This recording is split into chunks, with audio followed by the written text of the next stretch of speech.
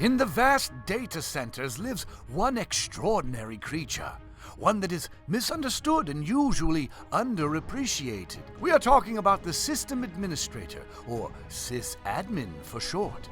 These amazing creatures come in all shapes and sizes with an even wider range of habits and rituals.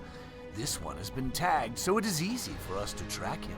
Here is our SysAdmin Cornelius. As with most days, Cornelius begins with the resetting of the passwords ritual. This ritual was passed down to Cornelius from the elders.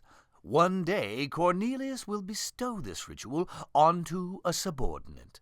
Look, a moment hard to catch on film. Cornelius taking a break from his daily routine. A rare sight indeed. In these precious moments of solitude, Cornelius feeds. He has gathered for himself a feast of corn, dried, flattened and fried in oil, smothered in processed dairy.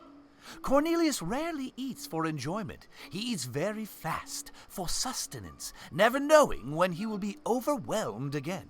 This particular meal will have to last for the next 9 hours. The SysAdmin sits at the top of the food chain, but does have one natural predator: the printer. The printer has been a formidable opponent for decades. While the SysAdmin deals in the rational, the printer uses this weakness against Cornelius. The printer possesses no logic or reason. This battle will last for hours until one of them tires. The SysAdmin has a superior intellect and adapts to the surrounding environment very quickly. Notice he now performs his trade remotely through the very fabric of space and time. But this step in evolution has had a serious drawback. Being able to control multiple computers remotely has given Cornelius a god complex.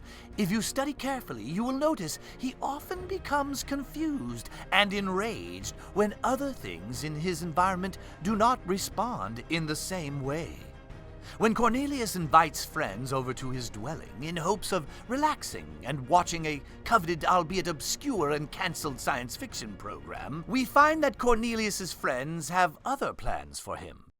Being on call 24 hours has taken its toll on Cornelius. His sleeping pattern has been altered.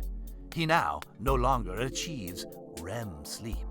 But Cornelius has once again made another evolutionary step. He has obtained the ability to dream while awake. Extraordinary.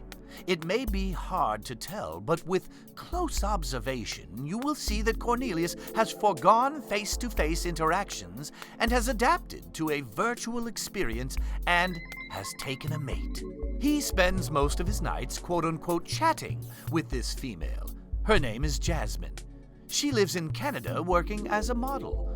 You wouldn't know her. Our time with Cornelius has drawn to a close, but before we leave him, let me impart one final thought. Cornelius knows what we look at, knows who we talk to. He knows everything about us.